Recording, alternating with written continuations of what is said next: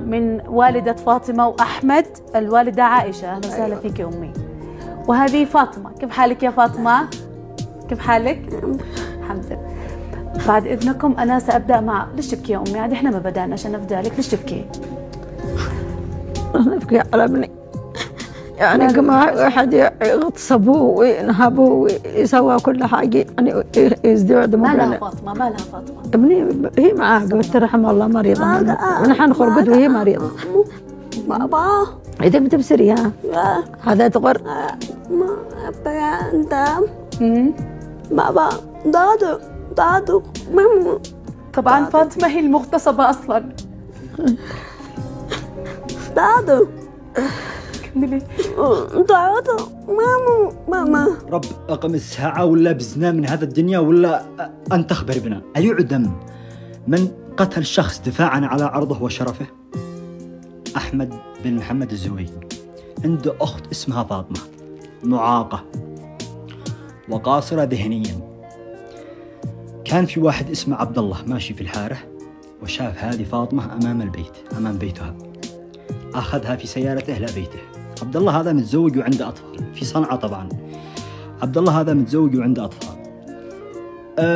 أخذها إلى شقته واعتدى عليها بالضرب واغتصبها وحملت. اعتدى عليها بالضرب واغتصبها وحملت منه.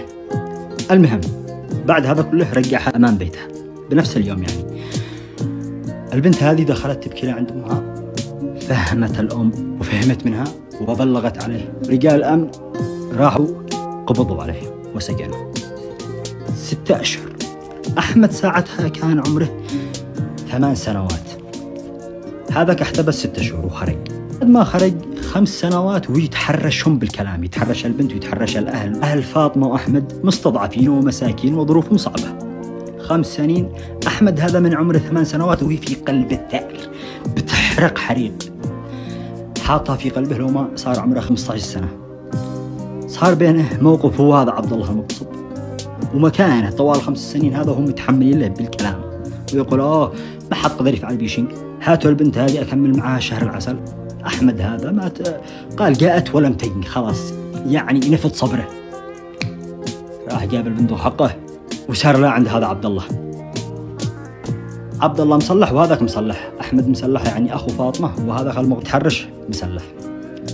أحمد رمي للأرض، دخل من رجل هذا عبد الله لا بطنه، أسعفوه جلس عايش يومين في المستشفى. صار خطأ طبي ومات وانتهي. حبسوا أحمد هذا الآن له 2 من يوم الحادثة إلى اليوم.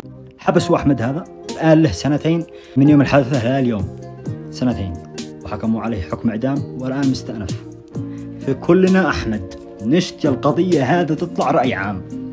أي واحد حتى لو ما عندك إلا 2 متابعين انشر الموضوع، انشر الفيديو هذا، اتكلم، نشتي الفيديو هذا يوصل للجميع، وبالذات لعند قاداتنا الحكيمة، إنه انصفوا أحمد. دم أحمد في رقبة اليمنيين بأكملهم. دافع على عرضه وشرفه. أنا فداه ذاته. ما عاد في بالدنيا هذه مع الإنسان إلا عرضه وشرفه وسمعته ورجولته. ليش يخرجوه؟ ليش يخرجوا هذا عبد الله من الحبس من يومه؟ يقول لك إنه يعني قد جلدوه 100 جلدة. جلده إذا كانوا الاثنين راضيين بالزنا، الاثنين عندهم يعني البنت والرجال متراضين، هذا زنا. أما إنه معاقة وقاصرة ذهنيا واغتصبها واعتدى عليه وتحبسه 6 شهور، بأي حكم هذا؟ نشتي القضية هذا تطلع رأي عام، وكلنا مع أحمد.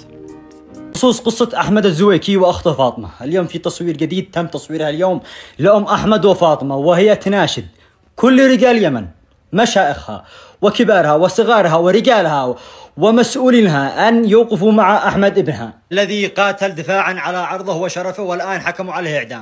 أتمنى من الجميع أن يشاركوا هذا الفيديو وأن يوصلوا صوتها إلى كل رجال اليمن، من قادات ومن مسؤولين ومن حكومة ومن سلطات ومن جهات معينة ومن الجميع، بأن يوقفوا مع ابنها أحمد وينظروا إلى قضيته.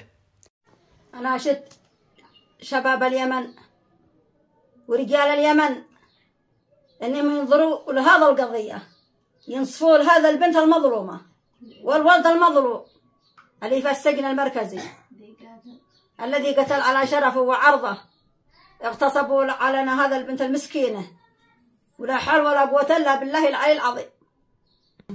إنكم تفرقوا على ابني من سجن المركزي اليوم 4 سنين يا خلق الله. احنا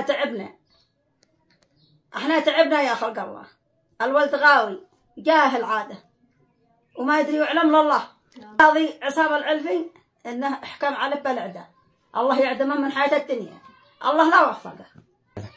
ودحين ناشد من هي امها الامر انه يخارج هذا الولد.